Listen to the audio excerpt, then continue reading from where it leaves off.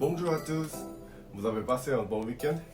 Aujourd'hui, je vais vous expliquer les 12 événements qui montrent le mouvement de la démocratisation de la Corée du Sud, qui a eu lieu à la suite de la conférence de 1965 entre la Corée du Sud et le Japon.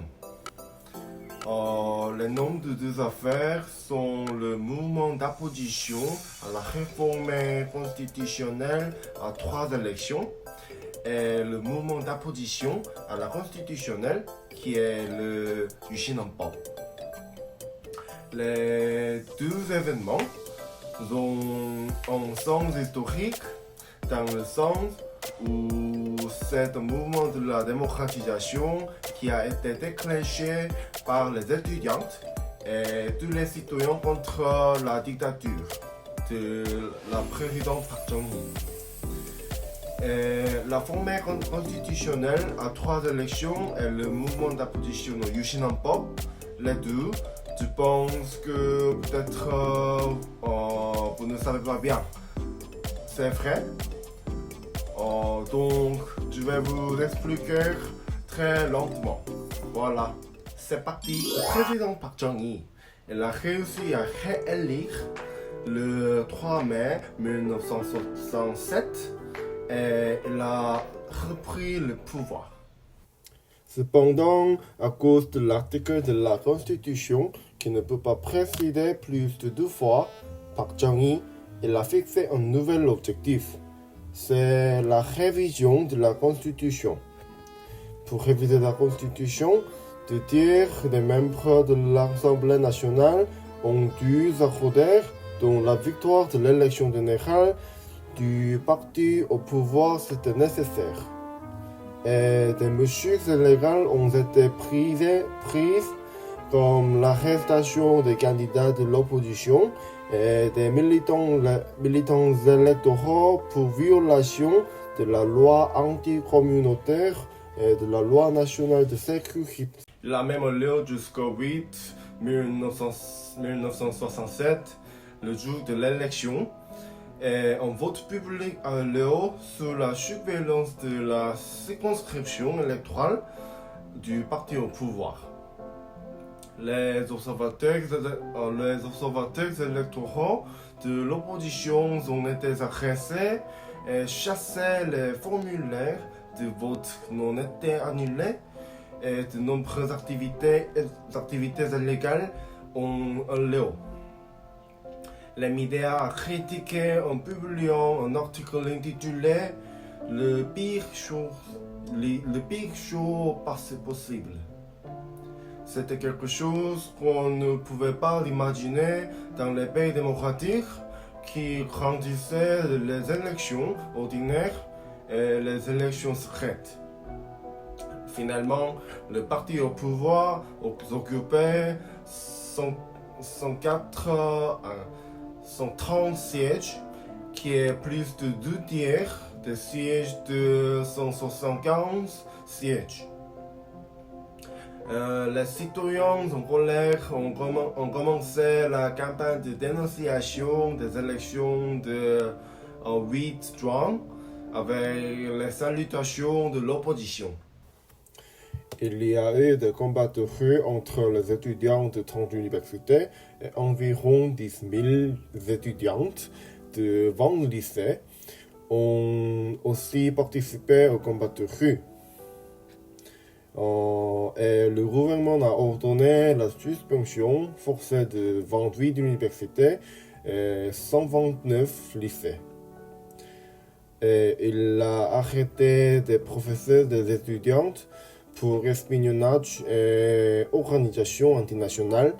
Et le gouvernement a dissimulé les élections frauduleuses au nom de l'anticommunisme et il a justifié la répression des manifestations. La réforme constitutionnelle a finalement été proposée pour la première fois en décembre 1968 sur la base de la répression impitoyable et du parti au pouvoir qui représentait environ 74 de l'ensemble national. Dès que la constitution a été proposée, quelques 33 000 étudiantes et citoyens ont commencé à s'opposer. Pendant 6 jours de lutte, des centaines d'étudiantes et de citoyens ont été arrêtés. En raison de la répression des médias décrits dans la vidéo précédente, seuls les éléments positifs du gouvernement tels que la croissance économique ont été mis en évidence et n'ont jamais été rapportés en rapport avec le mouvement de la démocratisation. Et c'était parce que c'était vrai, il y a une croissance économique. En outre, le gouvernement a renforcé la conscience anticommunautaire en utilisant les tensions entre les deux Corées qui étaient formées en 1968. Cela a créé une atmosphère de peur pour les jeunes en contrôlant la société naturellement. Dans cette atmosphère, l'amendement constitutionnel a été adopté à l'Assemblée nationale en juillet 1969. Et le 14 septembre vers 12h du matin, c'était surprenant que seuls les représentants du parti au pouvoir se soient réunis et que le projet de loi constitutionnelle soit adopté. Les citoyens sont de retour dans les rues et malgré la répression, ils ont continué à se battre contre la constitutionnelle. Mais il y a eu un vote national dans les médias contrôlés et dans la lutte contre l'anticommunisme. En fin de compte, le taux de vote était de 77% et le taux de vote était d'environ 65%. Et la vidéo suivante est que le président présente et explique la révision du constitutionnel. 물었습니다. 나는 이왕에 거론되고 있고 또한 여야 정치인들의 논쟁의 초점이 되고 있는 개헌 문제를 통해서 나와 이 정부의 신임을 국민에게 물어보아야 하겠다는 결심 아래 다음과 같이 여야 정치인들에게 제의하는 바입니다. 첫째, 이왕에 거론되고 있는 개헌 문제를 통해서 나와 이 정부에 대한 신임을 묻는다. 둘째, 개헌안이 국민투표에서 통과될 때에는 그것이 곧 나와 이 정부에 대한 국민의 신임으로 간주한다. 셋째, 개헌안이 국민투표에서 부결될 때에는 나와 이 정부는 야당이 주장하듯이 국민으로부터 불신임을 받고 있는 것으로 간주하고 나와 이 정부는 즉각 물러선다.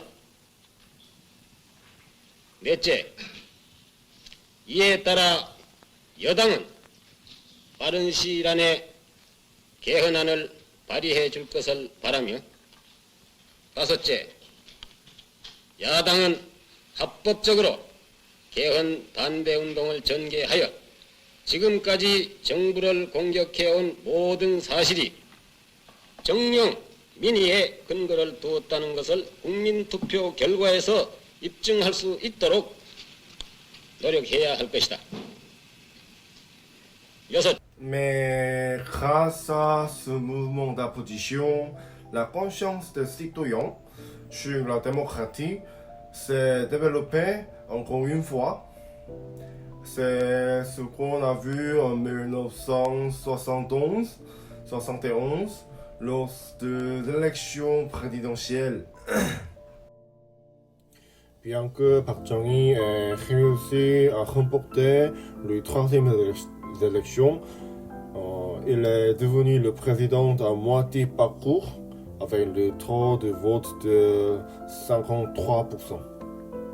La confiance du peuple a chuté et dans les élections générale de la même année, les gens ont exprimé la volonté de contrôler le régime autoritaire en donnant beaucoup de votes au parti de l'opposition.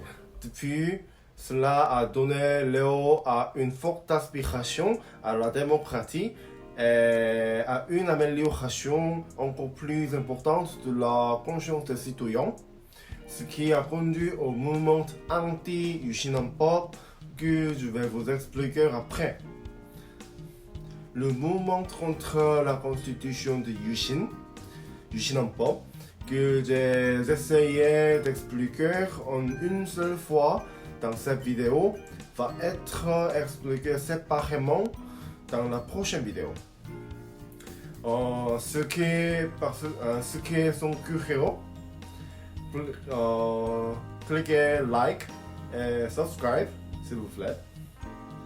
Merci à tous et salut!